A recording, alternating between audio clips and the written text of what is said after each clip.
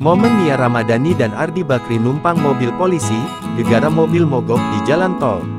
Tengah beredar video yang memperlihatkan Nia Ramadhani dan Ardi Bakri mendadak diangkut mobil polisi di jalan tol viral di media sosial. Video tersebut viral usai diunggah akun fans Nia Ramadhani yakni @niaramadhani.fan. Dalam video tersebut, Nia Ramadhani dan Ardi Bakri itu terlihat menumpang mobil patroli polisi Indonesia. Pasangan suami istri itu terlihat keluar dari mobil polisi tersebut. Keduanya pun tampak tertawa pada momen itu.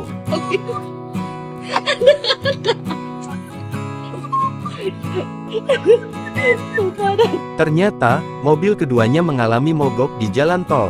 Beruntung, ada mobil polisi lalu lintas yang berada di sana. Setelah keluar mobil, Nia Ramadhani menghampiri rekannya tersebut dan menerima sebuah sesuatu di tangannya. Nia Ramadhani pun kembali ke mobil polisi tersebut dan memberikan sesuatu dari tangannya. Sontak saja, unggahan tersebut pun mengundang berbagai komentar warganet.